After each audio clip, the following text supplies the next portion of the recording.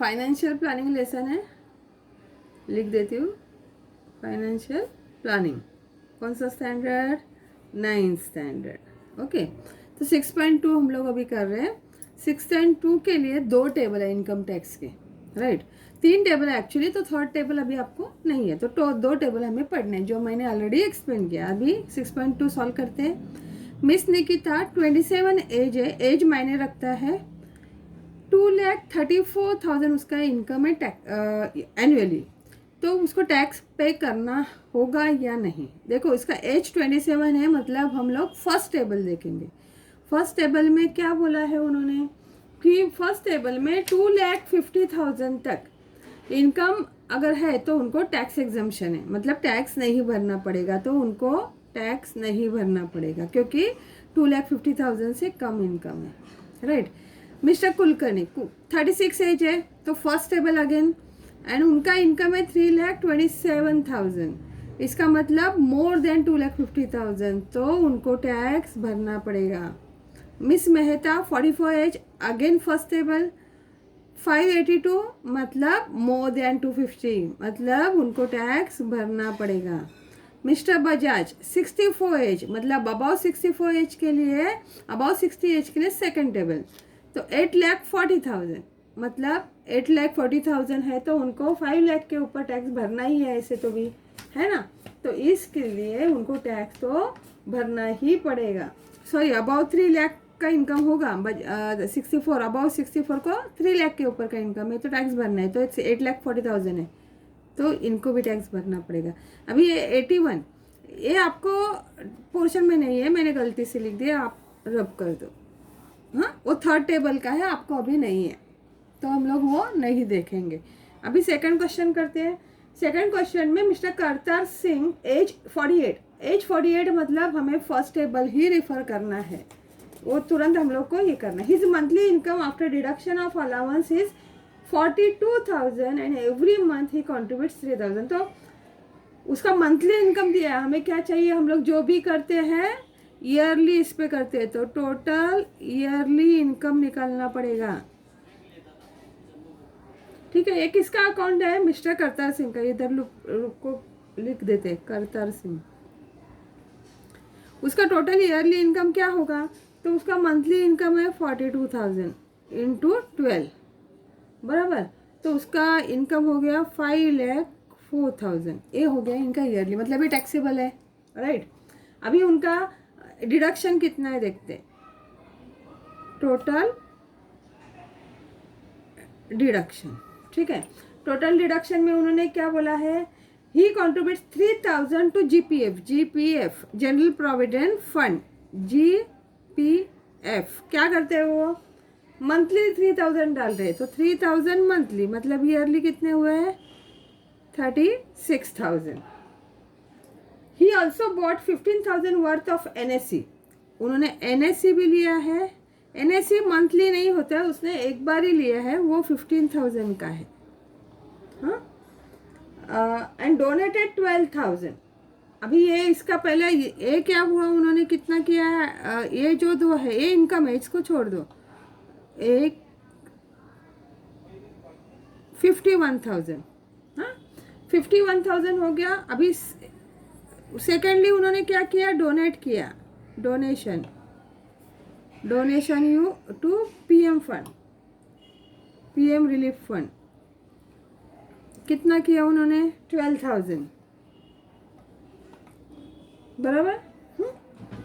तो अभी हमें क्या करना पड़ेगा कि ये 12,000 भी उनका और ये भी माइनस तो करना ही पड़ेगा, है ना, तो कितना हुआ 0,0,036, 63,000 उनका, इसके ऊपर उनको टैक्स नहीं लगेगा, हाँ। तो हमें क्या करना पड़ेगा, टैक्सेबल इनकम निकालना पड़ेगा, तो टोटल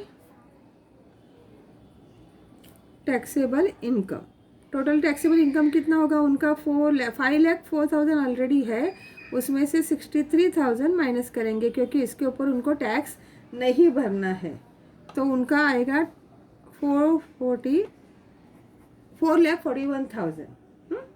अभी उनका इनकम क्या हुआ, less than 5%, 5 lakh,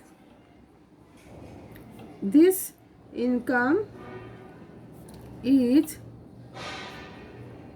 less than 5 lakh, मतलब दो सेकेंड स्लैब में जाएगा, है ना। अभी इसका मतलब क्या है, अगर 5 लाख से कम है तो कितना होता है, 5% इनकम टैक्स भरना पड़ता है ना। तो हमें करना पड़ेगा 5% ऑन, कितने पे 5% होगा, तो उनका जो टोटल 441 है उसमें से 2,50,000 तो हमें टैक्स नहीं भरना है ना। तो कितना बचा, 1,91,000, उसके ऊपर ही 5% निकालना है।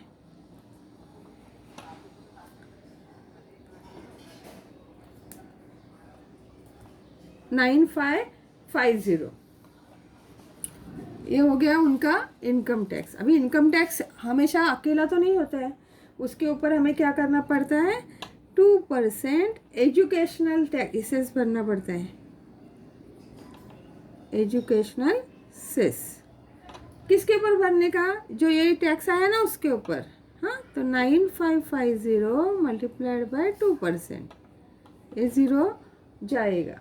अभी इसका मल्टीप्लाई करो, 191/10, तो डेसिमल पॉइंट देगा तो 191 आ गया आपका।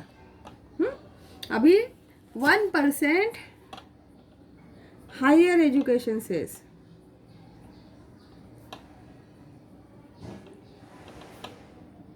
किसके ऊपर, अगेन 9,550 के ऊपर। अभी यहाँ पे क्या होगा, 95.50, क्योंकि 0 तो 2 डेसिमल दिए तो हमारा काम हो गया। तो टोटल इनकम टैक्स कितना होगा,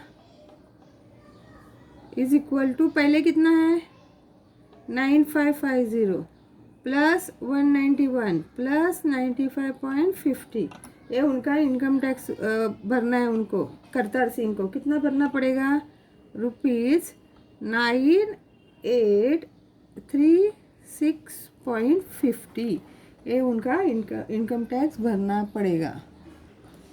कि प्रॉब्लम सेट का फर्स्ट दो सम्स तो अभी क्या ऑब्जेक्टिव है वो नहीं करते, फर्स्ट वाला, सेकंड वाला देखते। Mister Shekhar spend 60% of his income and from balance he donates 300 to the orphanage. तो पहले शेखर का इनकम हमें पता नहीं है, लेट शेखर इनकम भी एक्स, क्योंकि हमें पता नहीं है ना, तो उसका एक्स है, और he spends 60% of x, that means क्या हुआ, 60/100x, ये वो स्पेंड करता है।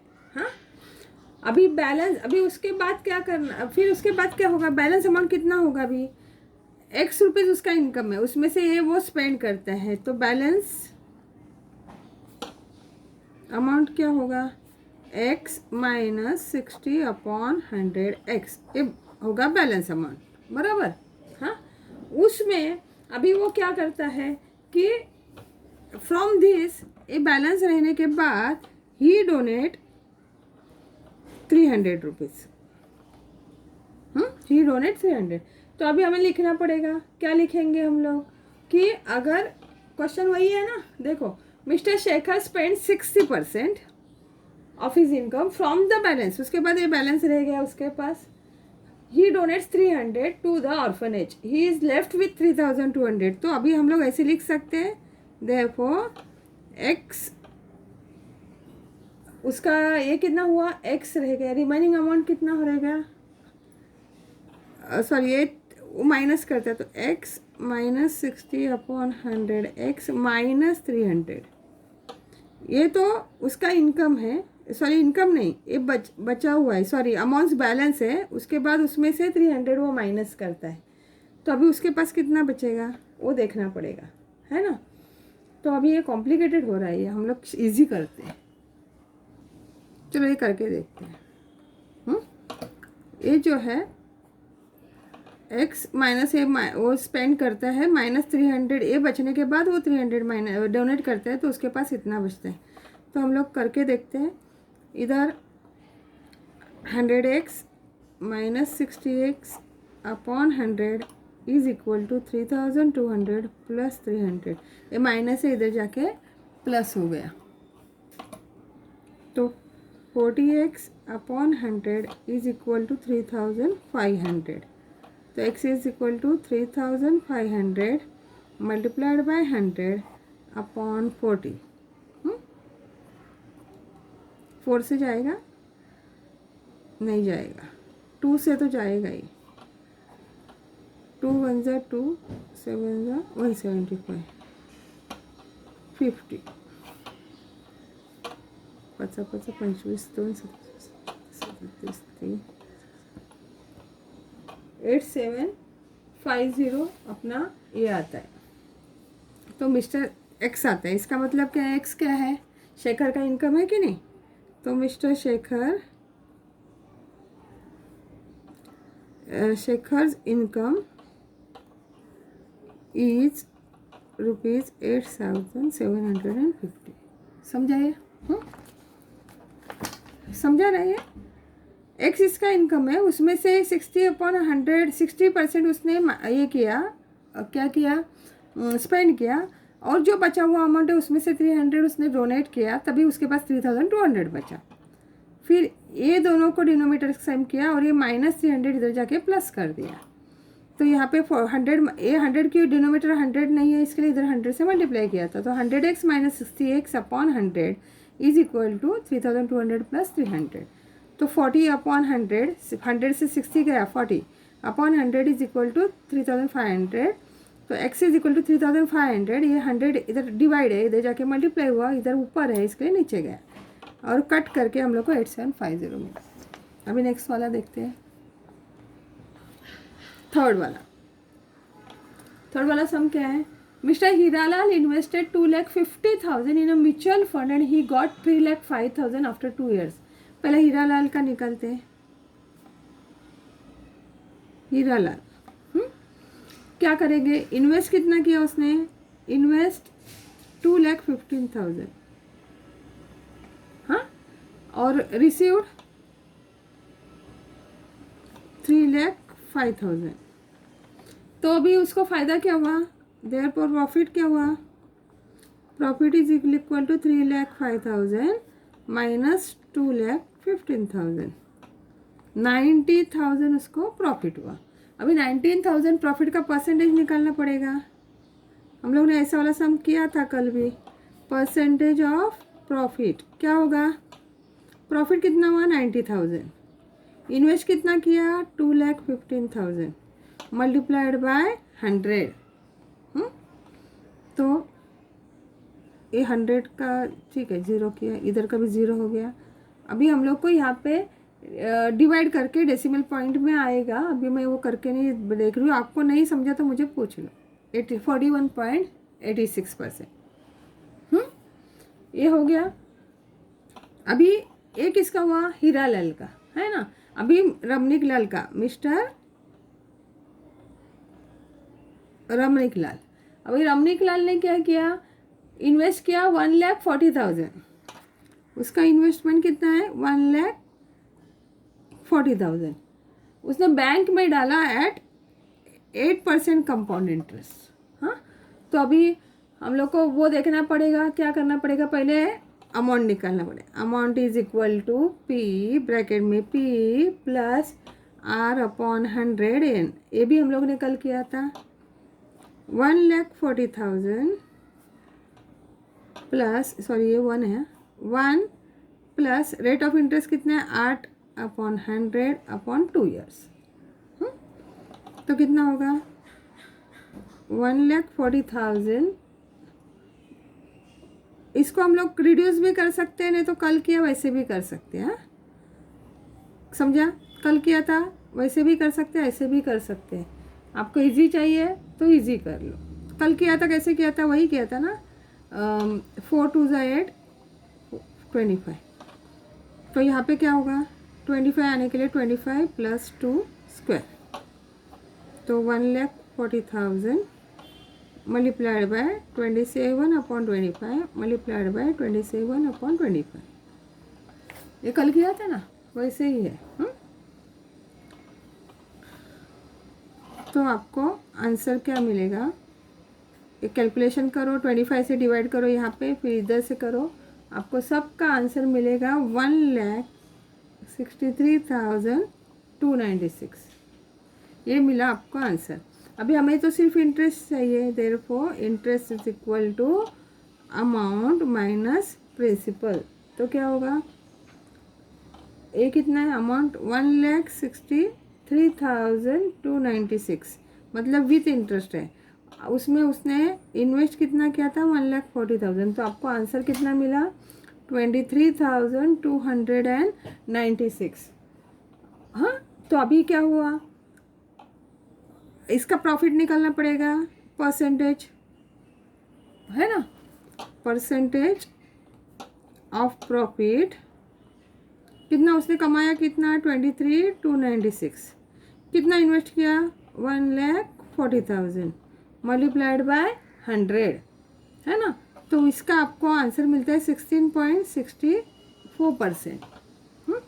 तो अभी आपको पता है इधर 16.64 है और यहाँ पे 41.86 है, तो कौन सा ज़्यादा है ना। चाहिए तो लिखो, profit of Hiralal is 41.86% and Ramniklal 16.64%, है ना। therefore क्या होगा, हीरालाल का ज़्यादा होगा कि नहीं, Hiralal's investment was more profitable। Next question है, at the start of the year there were 24,000 in a saving account. तो क्या है, सेविंग अकाउंट में कितना है, 24,000। हाँ, आफ्टर एडिंग उसमें उसने ऐड किया 56,000। हाँ, और ये जो अमाउंट जो भी आया कितना आएगा, 80,000 आएगा ना। अभी ये 80,000 उन्होंने क्या किया, invested in a bank at a 7.5% compound interest। What will be the total amount after 3 years? 3 years है, हाँ। तो अगर अभी वापस amount is equal to P bracket में 1 + R100N, ये तो फॉर्मूला आपको पता है। P कितना है, 80,000। 1 रेट ऑफ इंटरेस्ट 7.5/100 और ये कितना है, 3 years। तो अभी हम क्या करते हैं, इजी होने के लिए 80,000 यहाँ पे 100, ये डेसिमल पॉइंट हमें निकालना है। तो क्या कर सकते हैं, इसको 2 से मल्टीप्लाई करेगा तो डेसिमल पॉइंट निकलेगा, तो इधर भी 2 से कर सकते हैं, है ना। तो 7.5 का 2 कितना होता है, 15, और यहाँ पे 200, बराबर। तो अभी हमें क्या करना पड़ेगा, डेसिमल सेम होने के लिए 80, 200 + 50/200 क्यूब ऐसे लिखना पड़ेगा। इसका ही मतलब 80,000 multiplied by 215,200 multiplied by 215,200 multiplied by 215,200 3 बार लिखना पड़ेगा क्योंकि 3 साल का है। हाँ, अभी 2 0 2 0 2 4 8। हाँ, तो अभी क्या बचा, अभी और क्या कर सकते हैं, ये 2 भी जाएगा, 2 2 जा, ये भी 2 जाएगा, 2 1 जा। तो आपके पास बचा 215 मल्टीप्लाइड बाई 215/100, है ना। तो आपके पास क्या बचता है, ये अगर 215 का मल्टीप्लाई करेंगे तो आपका आंसर मिलता है 99,38375/100। तो हमें क्या करना पड़ेगा, 2 डेसिमल देंगे तो 100 भी निकल जाएगा, 99,383.75। ठीक है, तो हो गया। अभी हमें क्या क्वेश्चन वही पूछा है ना, therefore total amount after 3 years will be rupees 99,383.75।